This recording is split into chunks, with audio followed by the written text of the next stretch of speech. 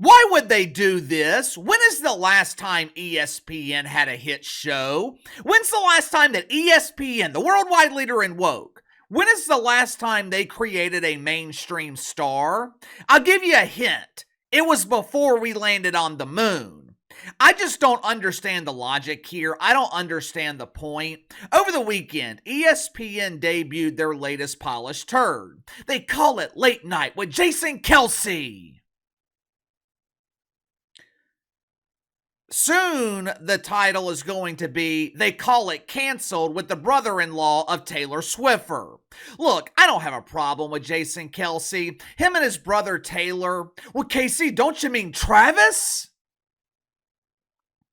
Well, I mean, he's taking her last name when they get married, so why not take her first name too? But anyway, Jason Kelce and his brother Taylor, they're not my thing. If I was still 21 years old and spending my weekends crushing empty cans of Old Milwaukee on my forehead, I'm sure I would be a consistent viewer of the dudes named Kelce. But I'm a grown up, so they don't exactly appeal to me. And that's okay. That's okay.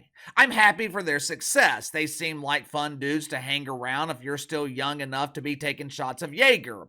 So when I heard that ESPN was giving Jason Kelce a trial run on a late night show, against my better judgment, I decided to give it a chance. I went into this with an open mind. I wanted to give Jason Kelce a fair shot here. I was not going to allow my preconceived notions against ESPN to be held against Jason Kelce. But as expected, this show was overproduced garbage. As expected, ESPN forcing talent to abide by the woke commandments created an atmosphere where everyone was playing it safe. And if you're playing it safe in comedy, you might as well not be playing at all. Make sure to like and subscribe. You can follow me on Twitter at KC_BTL84. If you happen to stumble upon this video, be sure to check out my main channel, Behind the Line. Link to the main channel's in the description below. Now, if you were to look at this show on paper, you would think that there is no way the debut episode was a huge embarrassing failure. For starters, Jason Kelce is the host. Does he have enough experience in the media? Does he have enough experience in show business to be hosting a late night show? Absolutely not. But that's also part of the charm. You're watching a guy learn on the job. I believe the show was filmed in Philadelphia, so you knew the crowd was going to be supportive no matter what. And if Jason Kelce was struggling, ESPN booked guests for him to play off of. Charles Barkley was on the show, along with some white dude who calls himself Little Dick. Pint-sized Peter aside, Charles Barkley was enough to carry the debut episode of this show. I have never been a producer in television, but even I know, when you have Charles Barkley on your show as a guest, you give him a microphone and you get the hell out of his way. What does ESPN do? They have Charles Barkley reading off a teleprompter. That would be like Vince McMahon in the late 90s giving The Rock and Stone Cold Steve Austin a script.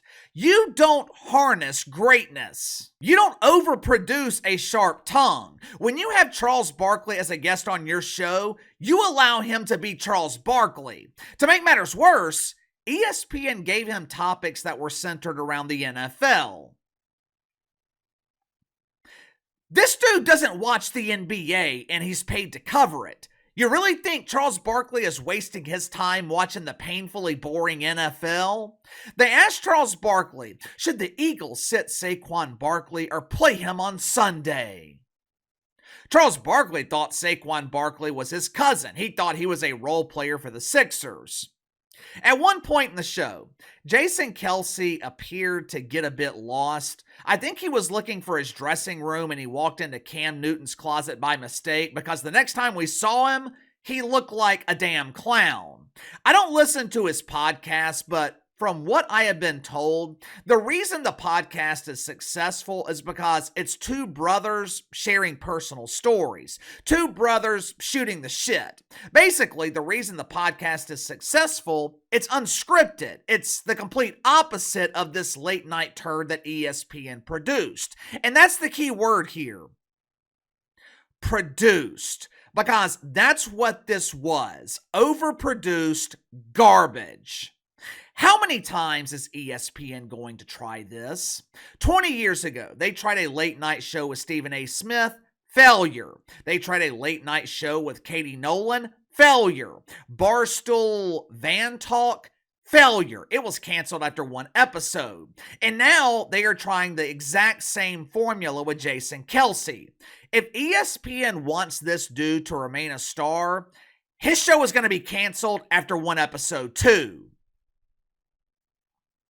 If you want to check it out, if you're bored today and you want to see what I'm talking about, the full show is available on YouTube.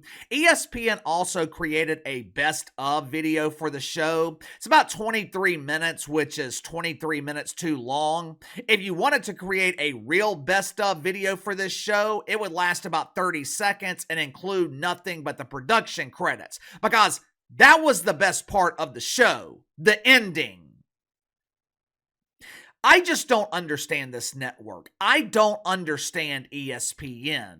I get experimenting. I get trying new things. I understand that. And I would understand ESPN trying new things, trying new formats, or in this case, trying old formats that are proven failures.